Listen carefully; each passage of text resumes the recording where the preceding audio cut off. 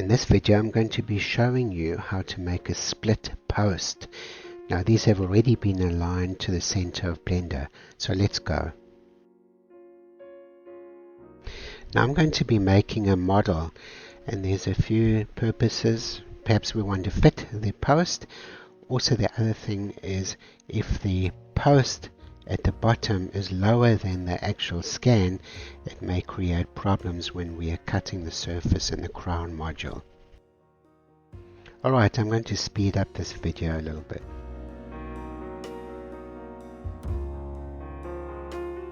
I have to re-emphasize that it is important to make a model at this stage, because the canals, if they are lower than the scan, could create problems when we draw the surface in the crown module. Select your model, shift right click to place your cursor, and then click on drawing, and then draw the line. I'm going to fast forward.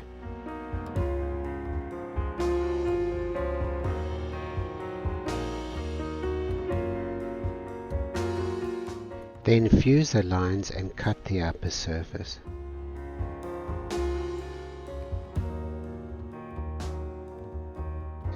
This one becomes our antagonist. I'll just hide it. Next thing is we're going to survey this. So click on survey, select your surface, and now what we want to do is we want to look down one of these canals. You have to decide which one. This one is very angled, this one's very angled. Perhaps that one on the top right hand side. It will get blocked out as well, but we want to actually dive deep into this canal, and the other ones we're going to have pull out posts. Then block it out. Following that, select it. Go to the margins. Let's put a 0.1 margin on there, like that. And then we're going to add space and zone. Next, we're going to go into the coping menu. You're going to select the green zone, and then we're going to make a coping, like that. You can leave everything the way it is, and you're going to accept this. Now you're going to go into Edit, Edit Mesh. Look at it from the top. Note that we are in Face Select mode. Use the C key to circle select these faces. Making sure that you select the inside. Do not select on the outside.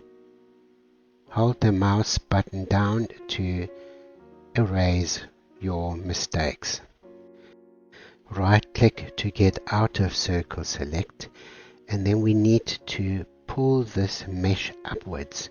Look at it from the side, perpendicular to your screen. Proportional editing must be off and magnet must be off. GZ and pull them up. This is very important. SZ0 to flatten these vertices. Write it down if you have to. I'm going to look at it from the other side, and then S to scale them to make them less parallel. And then I'm moving them downward. This is looking good. Actually, I'm going to use the S key and make it a little bit larger to make it more parallel. Now this mesh is no good. Please do not use it. We're going to remesh it. Go to the model designer and delete the color. So it's quite important so we can see what's going on. Okay, so this is not a good mesh structure to work with. To make this a good structure, we're going to voxel remesh it. So open the outliner, the window, and then look for the remesh.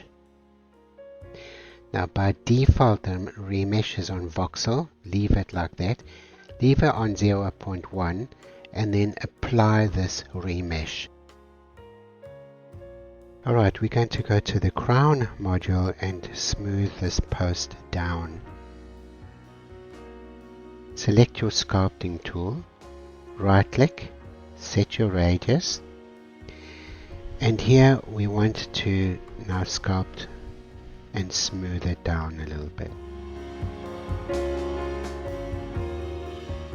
Okay, now with that being done, exit, and now it's time to modify it a little bit more. And this is the beauty about this mesh structure, because now we can change it. Have a look and see where your antagonist is. Go into edit mode, and here we're going to bring this up a little bit. Proportional editing is on, G key, and just move this up, this mesh up a little bit like that. And here as well. I'm going to briefly demonstrate how we can use the heat map in the wax up module to determine whether there's enough space. Let's go. The antagonist becomes the object we are mapping to, and the post is going to be the one we want to see the heat map.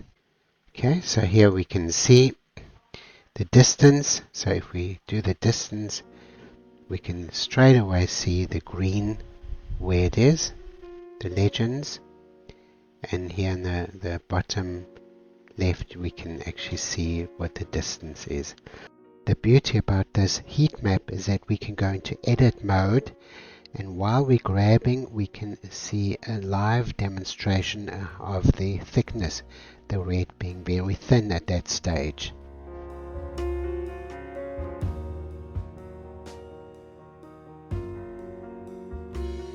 Exit. I'm ready now to generate this post.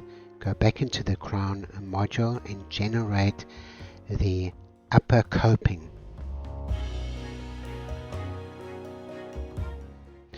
How cool is that? This is really taking shape. Let's focus now on those divergent canals. We're going to need to rotate the scene. Also, we need to be able to view through the post. Now, transparent mode doesn't quite do it. I want to see the divergent posts.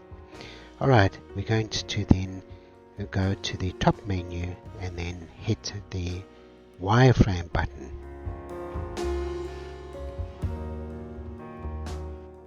Use Shift A to search for a cylinder.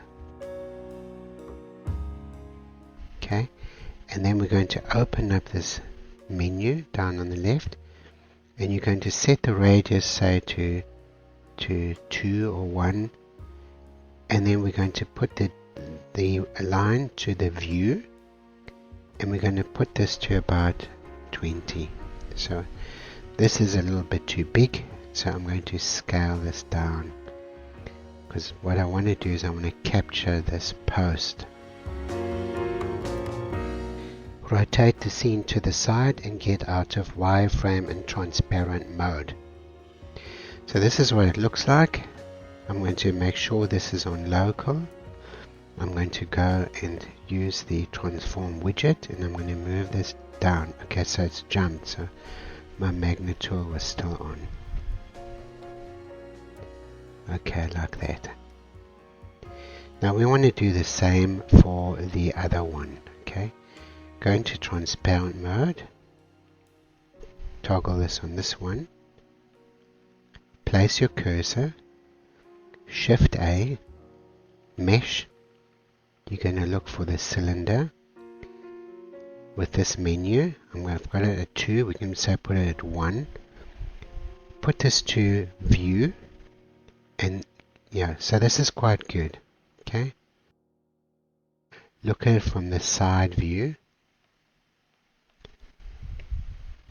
Okay, so we want to make sure that we've got it encompassed. Okay, we don't need to scale this, this is okay. Now what you have to do is you're going to select both of these. It's very, very important to select both. And we're going to go to Object, apply scale, because at the moment the scale has been scaled. Booleans will take a very long time if the scale is not 1 to 1. Look here, these are now 1 to 1. Always apply your scale. Okay, now we need a Boolean intersection for both of these. What I can do is I've got both selected, Control J to make them into one object. As long as they don't intersect, it'll work. If they intersect, the Boolean is going to fail. So, modifier, look for Boolean. We're going to set this to intersection. Intersection, grab your dropper and drop it over here. How cool is this? Now we're going to apply this Boolean, but we're not quite finished yet. Now this will never fit, okay? There's no way it will fit because we need a spacer between these.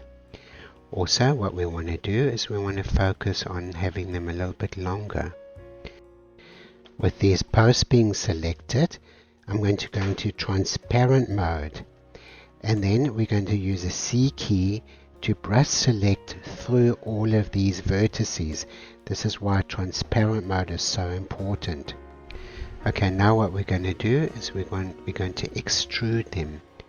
So click on E to extrude, and then Z and pull them up like that. And I'm going to go extrude again. And this time I'm going to scale along the individual origins like that, and tab to get out of it. Okay, but this isn't quite it yet. Okay, we need an offset. Now how do we do that? Go to the model designer. At the bottom we've got an insert menu over here, insert cutting tool. This is the object that's being cut, and these two are the inserts. Click on that. You see it's given an offset of 0.1 on either side, which is quite good. We're going to apply this, but we're going to remesh this at 0.05 to ensure the accuracy. Click on remesh, and we're going to cut holes. Okay, now if you look at it, we've got our offsets which have been made. So let's hide the post. So this could have been a bit straighter, which you can still do, but other than that, we've got a fantastic pull-out post.